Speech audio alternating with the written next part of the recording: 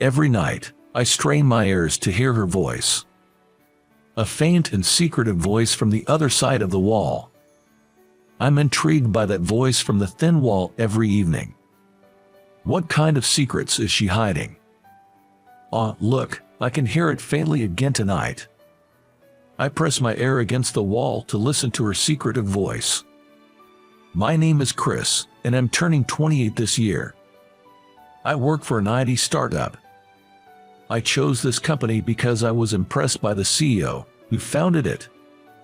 He started the company when he was in college.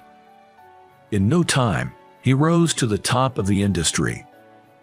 Of course, he's good at his job, but I think his charismatic nature is what really draws people in. I would say that he is a people person. When the CEO convinces you of something, it's hard to resist. I looked up to him. Someday, I wanted to start my own company, just like him, and rule from the top. That was my goal. I've been working hard, and people inside the company think pretty highly of me. Even outside, a few folks recognize my name. I'm always grateful because I feel the CEO favors and supports me. Then one day, the CEO personally called me in. I thought he had a new job for me, so I kept my spirits up before entering his office. After knocking, I heard his voice saying, "Come in." With a large window behind him, the CEO sat looking confident. I thought, man, he really does look cool. "Chris, I have a job for you," he began without any preamble. "If it's something I can do, I'll give it my all," I replied. The CEO seemed pleased with my response. Of course, he probably never expected me to answer any differently. "I think everything's going just as he predicted. I want you to get married." I was taken aback by the CEO's words. For a moment, I couldn't comprehend what he just said. It's a fake marriage, just for a year or so, and of course, you can't get involved with the woman. If you can manage this, I'll give you the position that you want. While I was still in shock, the CEO began to lay out the conditions of the task. I understood that if I maintained this fake marriage for a year, I'd get the position I desired. "It's a task only you can handle. Will you do it?" he said with a solid tone. Didn't expect any refusal. I doubt anyone in the company could stand up to the CEO when he's this determined. "Understood. Who's the woman?" I replied, trying to stay as calm as possible. The CEO then made a call to summon someone. Since it's an internal line, it means the woman is an employee at our company. I had a hunch at this point.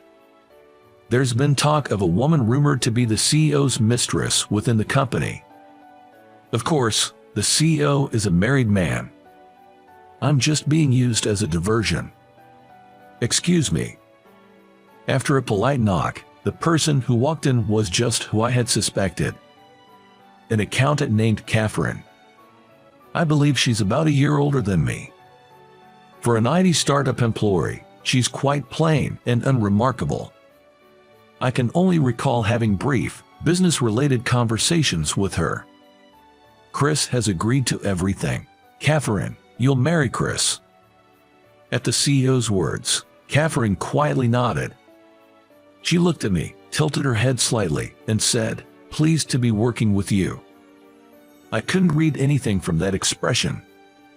It wasn't emotionless, but I couldn't tell what she was thinking. That's how I ended up as the guy who won the CEO's mistress after a secret office romance. I thought the fake marriage would be just about living together, but we actually got legally married. Couldn't fool the HR department. The CEO provided a new apartment and furnished it entirely for us. It's a marriage with all the bells and whistles. I've decided to keep it a secret from my parents for now. I'll just wing it if they ever find out. It'll be just a year. They probably won't hear about it in my hometown out of state. The CEO's order was to divorce after about 6 months to a year. Probably when his wife's suspicions clear up. It's a fake marriage, so we have separate rooms. No intimacy allowed. Just like roommates. We didn't have a wedding ceremony, just took photos. She looked surprisingly beautiful in her white dress, which was a shock. The thick glasses she usually wears were the problem. I didn't know her real face until we took the photos. On our first night as a married couple, she bowed her head to me slowly. "I'm truly sorry for all the trouble because of John's whims. Please bear with it for a while. John is the CEO. His full name is Jonathan." I figured, so the rumors about him having a mistress were true. All I could say was, "Oh, okay. If I can endure for half a year to a year, my promotion is guaranteed. But I wonder if she's promised something after that time. Does she intend to always live in the shadows?" Such deep thoughts crossed my mind, but I tried not to dwell on it. I didn't want to get too involved. On the third night of our fake marriage, I woke up in the middle of the night. The beer I had before bed made me thirsty. I left my room to get water from the fridge in the kitchen. The hallway was pitch dark and silent. Then I heard a faint whisper. It was so soft I couldn't make it out clearly. A truly secretive voice. It took me a moment to realize it was Catherine's voice. Because the voice was so unbelievably gentle, speaking softly with someone, while occasionally laughing. "John, don't laugh too much or he'll wake up." It seemed Catherine was on the phone with the CEO. Currently, it's 2:30 in the morning. They sure seem like they're sneaking around. I tried my best to walk down the hallway without making any noise. I didn't want to rudely interrupt their moment. Playing the role of a husband in a fake marriage is no walk in the park, I sighed. I eavesdropped on Catherine and the CEO's whispered conversation through the thin wall. I know it's ethically wrong, but this has become a habit of mine. Catherine and I continued our fake marriage. We barely talk, even when we're both home. It's not out of boredom, but I'd like to dip my toes into their secret world every now and then. Maybe I can find some weakness on the CEO. Information is power in this world. The more you know, the closer you're to winning. Tonight, the two of them started their whispered conversation again. Through the wall, I could hear Catherine's voice, full of compassion. Of course, I couldn't hear the CEO's voice. However, her comforting words seemed to be constantly cheering him up, and they also healed me. "Are you okay? Are you tired? Are you eating properly?" Such simple and kind words. I wonder if he was trying to make her laugh, but she giggled quite a bit. Even though they were in a relationship, I never heard them say "I love you." It was just her, constantly worrying about him and cheering him up. It's a strange kind of affair. The change in our pretend marriage came about a month after our wedding. She figured out that I had been eavesdropping on her conversations with the CEO. Like always, after she said goodnight, she hung up the phone. I thought I could just go to bed. "Chris, we need to talk." Suddenly, Catherine's voice echoed through the wall. I froze on the spot. Not sure how to respond, I considered playing dead, but Catherine delivered the coup de grace. "I know you're awake. Come out to the living room right now." It felt like she was negotiating with a hostage taker. I gave in, leaving my room for the living room. Catherine followed shortly after. I braced myself for a confrontation. Ready to apologize, I looked up, but was momentarily stunned. Caught off guard, I forgot my apology and just stared. She was wearing what seemed to be her high school tracksuit. An emblem and a name embroidered on the matching top and bottoms. And she was wearing even thicker black-rimmed glasses than she had during the day. It was quite a surprising look. After their intimate conversations, I was expecting something more seductive, but this had zero appeal. In front of the flabbergasted me, Catherine quickly brewed something for us. Eavesdropping is not acceptable. It's against the rules, isn't it? I was accused, and it irked me. Breaking the rules. A fake marriage is also breaking the rules. Hell, having an affair might as well be breaking the rules. To hear breaking the rules from your lips, Catherine, you sure can say that with a straight face. I intended to apologize, but ended up making a sharp retort. I guess the stress of this fake marriage had been building up. It's not entirely Catherine's fault, but I felt like all the blame was on her. I greatly admire the CEO. The CEO is not at fault. I'm well aware this is a biased opinion. I follow my own rules. She said it so firmly that I was left speechless. She gestured for me to sit on the living room couch. I sat in silence, facing her directly. It was the first time I'd really looked at her since this fake marriage began. Please, no more eavesdropping. It's an invasion of privacy. Hearing her straightforward point triggered me. I did agree to this fake marriage as a part of a deal with the CEO. They probably see me as a pitiful man who was lured by ambition. Perhaps I'm even looked down upon. Realizing this, I felt a mix of shame and unreasonable anger. I wanted to unleash all of my anger onto Catherine, who sat in front of me with a composed look. My clenched fists trembled with rage. "Don't you have anything to say?" Her matter-of-fact tone made my restraint fly out the window. "What?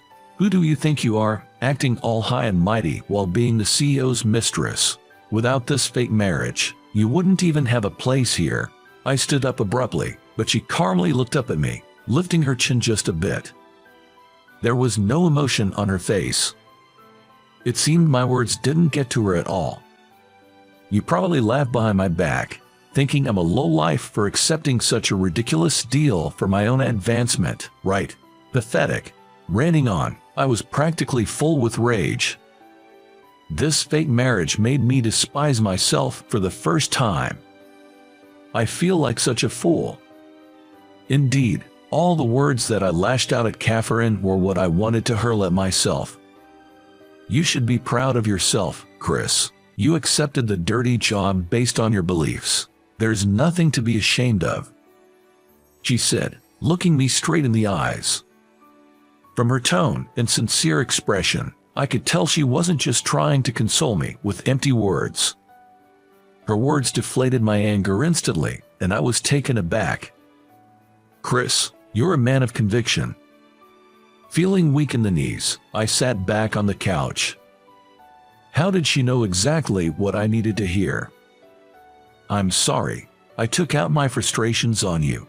When I think about it, Catherine is also a victim of the CEO's ego." Seeing her serious face, I began to calm down. "You've heard the rumors about me and the CEO, haven't you? It seems his wife found out about them." Catherine explained everything step by step. I hadn't heard any details from the CEO. She took the initiative to talk to me, thinking it would be stressful for me in such a situation. It seems the CEO had Catherine and me enter into a fake marriage to deceive his wife. If we went as far as getting married, suspicions would naturally be cleared. It's apparently a matter of patience until his wife lets her guard down. "Can I ask you just one thing, if I can answer it?" I posed a question that had been on my mind for a long time. "Are you the CEO's mistress?" There are indeed rumors in the company that the two of them are in a romantic relationship. But that's based on minor things, like seeing them walking closely together or meeting privately. There's no concrete proof of a romantic relationship. I wanted to clear this up. Catherine looked slightly troubled by my question. She seemed to be pondering the best way to answer. Opening her mouth, then closing it again, she hesitated. "How can I put this to make it clear to you? I'm not sure if I'd call it a romantic relationship. However, I do feel that the CEO looks out for me." I felt there wasn't a trace of deceit in her carefully chosen words.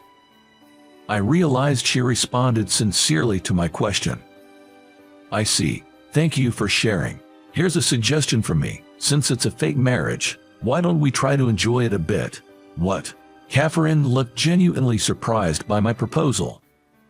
I've never seen her with such a shocked expression. She looked adorable, like a surprised squirrel. Oh, I don't mean it in a weird way. I'm talking about enjoying our pretend married life. It'd be tough to keep using formal language with each other for 6 months, especially since we work together. Being distant might come off as odd, don't you think? Catherine listened to my pitch with a tilted head. Then, with a chuckle, she extended her right hand. Well, let's make the best of it, shall we, husband? When I shook her hand, it was small, and it gave me a slight thrill.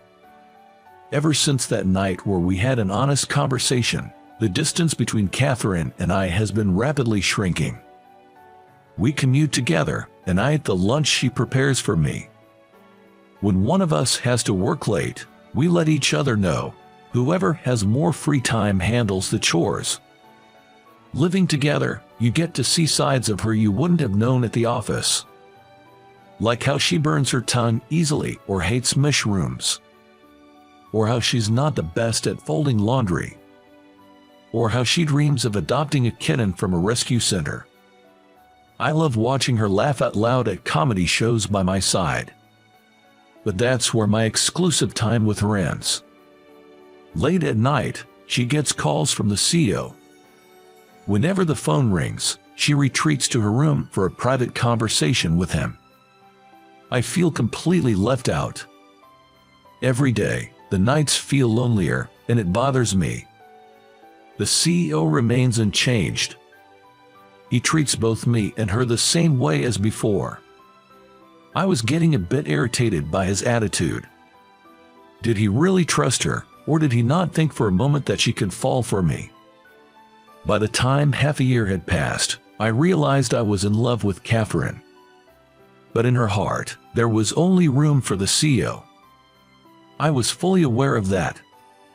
Yet, I couldn't let go of that slight hope. I was told that this fake marriage would last between 6 months to a year.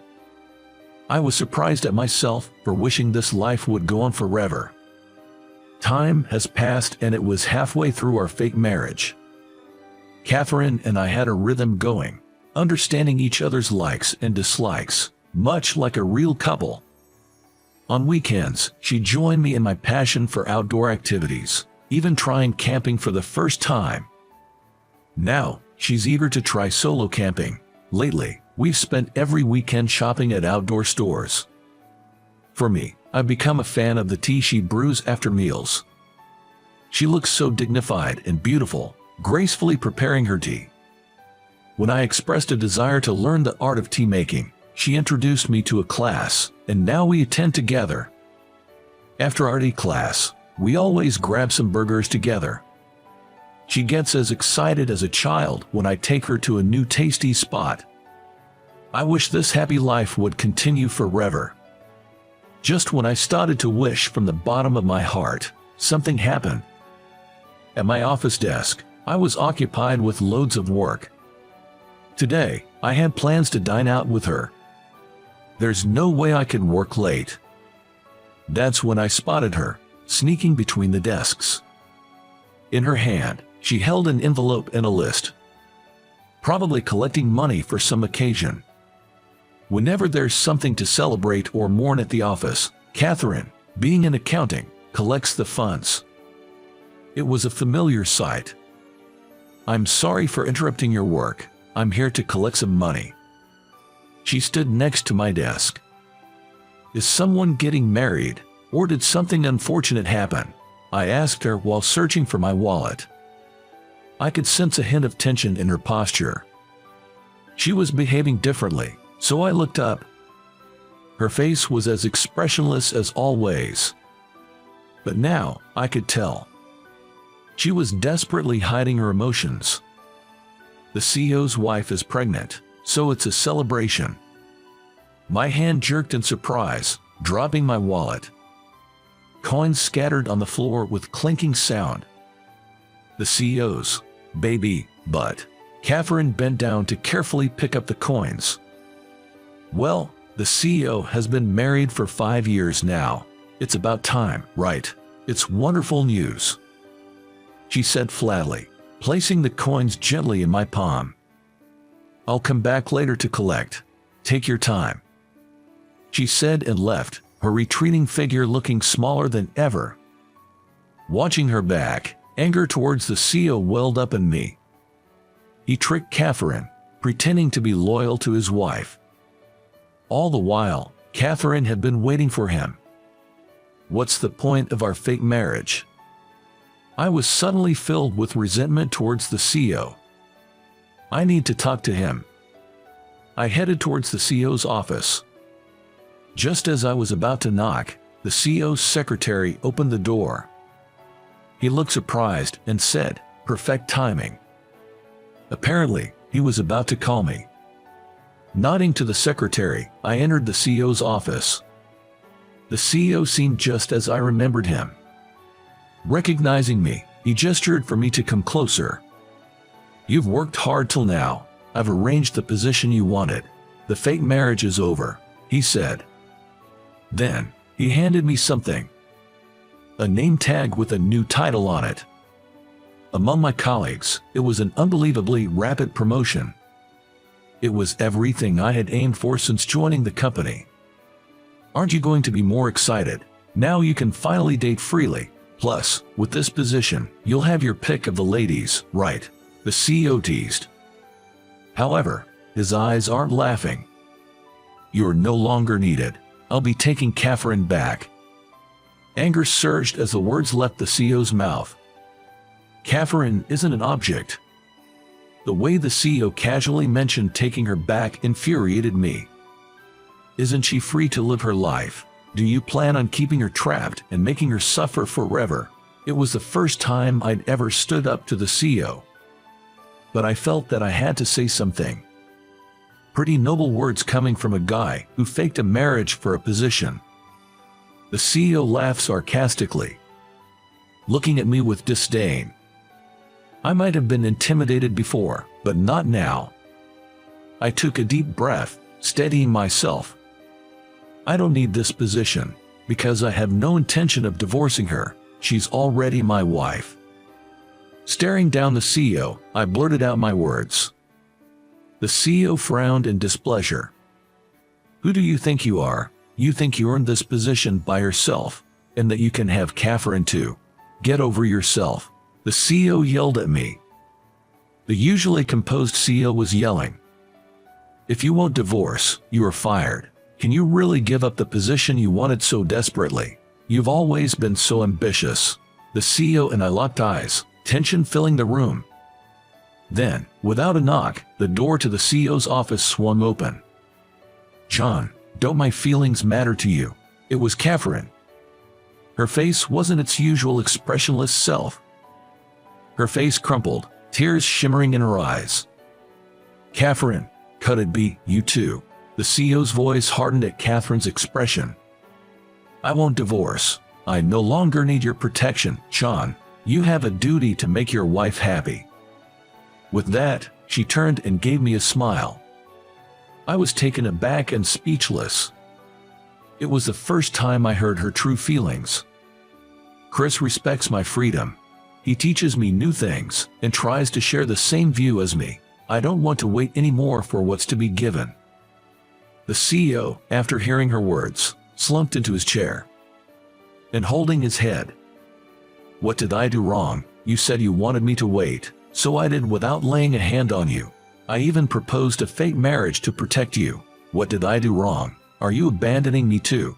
She seemed to chew on the CEO's groaning words. "John, you have to realize, I'm just a convenient little sister figure for you, right?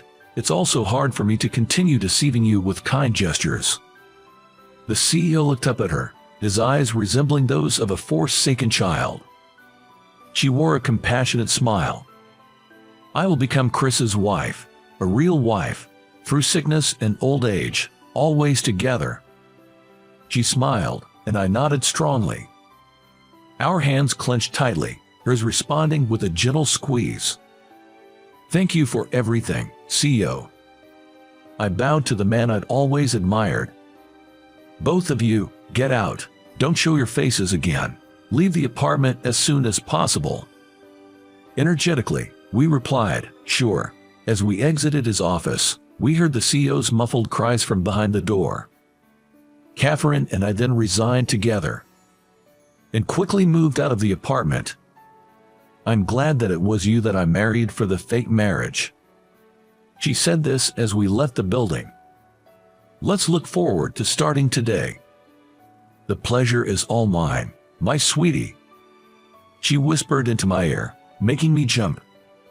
I blushed, covering my ears, and Catherine burst into laughter.